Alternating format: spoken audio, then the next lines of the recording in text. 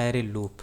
Array loop का मतलब है कि आप एरे के एलिमेंट को वन बाय वन एक्सेस करने के लिए लूप का इस्तेमाल करते हैं, इसलिए यहाँ पे लिखा हुआ है लूप थ्रू एन एरे।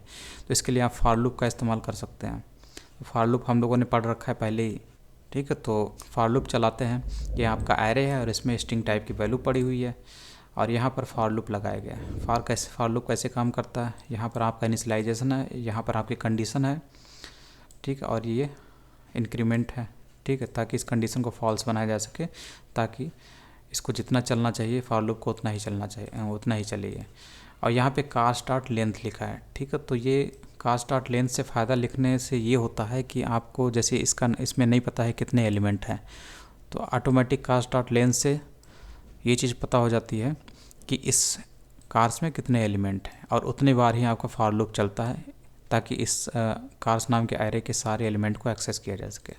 अब आपको यहाँ पे 4 लिखने की ज़रूरत नहीं है, जैसे आपको तो दिख रहा है कि यहाँ पर 4 एलिमेंट हैं, 1 2 3 4, ठीक है, लेकिन आप यहाँ पर 4 ना लिखिए, ये अच्छी प्रैक्टिस नहीं मानी जाती। कि यहाँ पर आपको लेंथ प्रॉपर्टी का इस्तेमाल करके इसकी लेंथ पता कर लेनी है, इसमें कितने एलिमेंट है ये पता कर लेना, और उसके बाद आप यहाँ पे कंडीशन दे सकते हैं।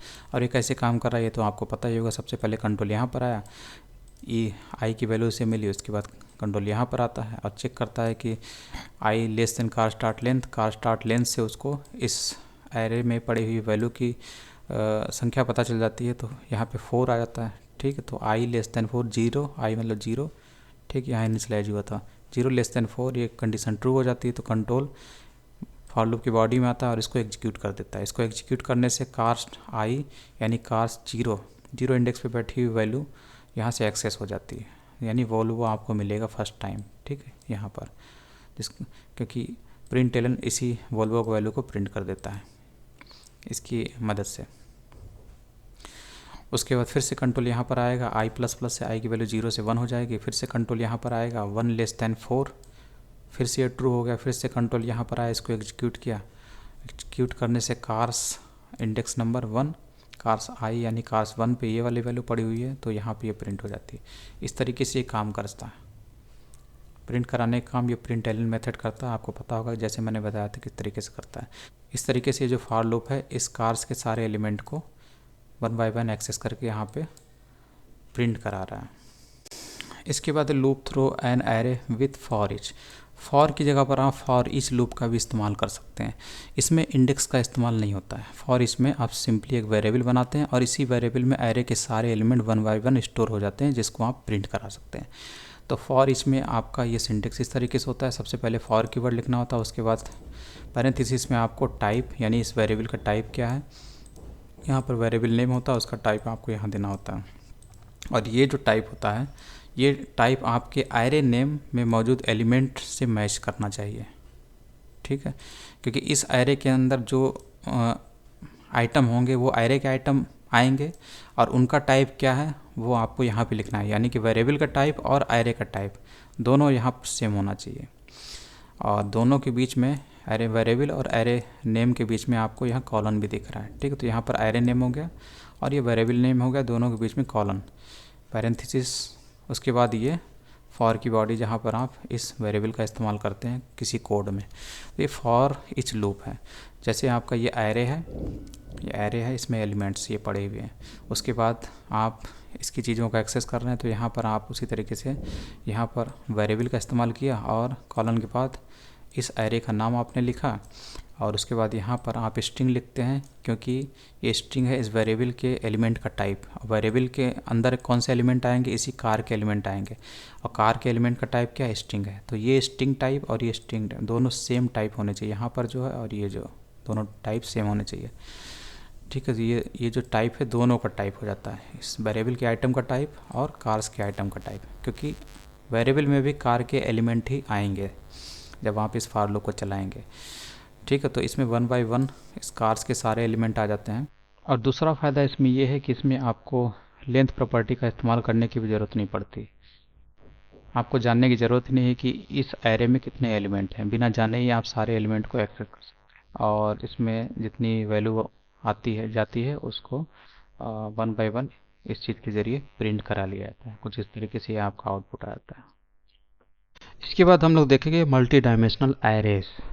तो मल्टी डायमेंशनल एरेज का मतलब है जब भी आपको अपना डेटा टेबुलर फॉर्म में स्टोर करना है, मतलब आपके डेटा में रोज़ होनी चाहिए, कॉलम्स होनी चाहिए, यानी कि आपका डेटा टेबल की तरह दिखना चाहिए, तो वहाँ पर आप मल्टी डायमेंशनल एरेज का इस्तेमाल करते हैं डेटा को रिप्रेजेंट करने के लिए टेबल के फॉर्म में। तो to create two dimensional arrays add each array with its own set of curly braces. तो इसके कहने का मतलब है कि जैसे आपने यहाँ पे टू डायमेंशनल एरे बनाया है, तो आप यहाँ पर 2 स्क्वायर ब्रैकेट लिखेंगे और यहाँ पर एरे का नाम लिखेंगे, और इस एरे में जिस टाइप के एलिमेंट्स होते हैं उनका टाइप आपको यहाँ देना होता है। इक्वलिटी के बाद आपको यहाँ पे 2 प्रकार के एरे दिख रहे हैं।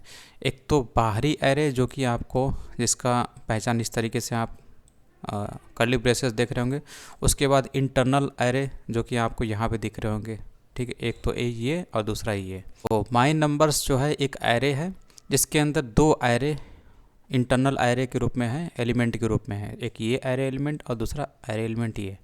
तो बाहरी एरे के अंदर 2 अंदर वाले एरे है, तो यही 2 डायमेंशनल एरे है या नेस्टेड एरे है। अब इसके एलिमेंट्स को एक्सेस कैसे करते हैं? इन एलिमेंट्स को एक्सेस करने के लिए आपको 2 इंडेक्स की ज़रूरत पड़ती है। एक इंडेक्स बताता है कि आपका एरे नंबर कौन सा है, एरे का इंडेक्स क्या है, और उस एरे के अंदर आपका एलिमेंट की पोजीशन क्या है।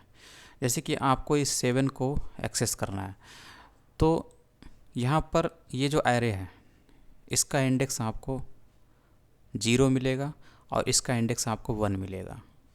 फिर उसके बाद ये जो 7 है इस 1 वाले इंडेक्स एरे में मौजूद है, ठीक। तो इसके अंदर, इस एरे के अंदर भी आपको इस 7 की पोजीशन बतानी पड़ेगी। तो ये नंबर जो है 5 0 इंडेक्स पे है इस एरे के अंदर, और 6 जो है 1 इंडेक्स पे है, और 7 जो है वो 2 इंडेक्स पे।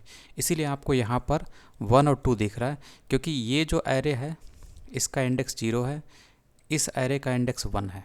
तो आपको 7 एक्सेस करना है तो आपको इस एरे को एक्सेस करना पड़ेगा। तो इसका इंडेक्स क्या है, 1 है, तो इसलिए 1 लिखा है। उसके बाद ये जो 2 है ये बता रहा है कि इस 1 इंडेक्स वाला जो एरे है इसके अंदर जो एलिमेंट्स है उसकी पोजीशन ये वाला 2 बता रहा है, यानी कि ये इस एरे के अंदर ये वाला जो है ये 0 इंडेक्स पे, ये 1 इंडेक्स पे और ये 2 इंडेक्स पे, इसीलिए यहाँ पे 2 लिखा हुआ है। इसीलिए माइन नंबर्स एरे का नाम, उसके बाद आप जब इंडेक्स देते हैं पहले जो इंटरनल एरे है उसका इंडेक्स, और फिर उस इंटरनल एरे के अंदर जो एलिमेंट है उसकी पोजीशन क्या है, उसका इंडेक्स क्या है, तो ये आपने 2 लिखा है। तो इस हिसाब से आपको यहाँ से 7 मिल जाता है।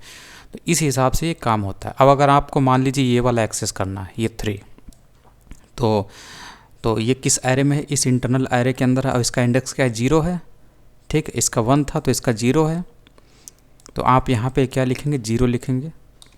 उसके बाद इसी 0 इंडेक्स वाले एरे के अंदर इस 3 की पोजीशन क्या है, एलिमेंट की पोजीशन, ये 0 इंडेक्स पे, ये 1 इंडेक्स पे, 2 इंडेक्स पे, तो आप यहाँ पे 2 देंगे। अब आपको यहाँ पे क्या मिलेगा, 3 मिलेगा। तो इस हिसाब से आप एलिमेंट को एक्सेस कर सकते हैं, ठीक है। 3 मिल गया।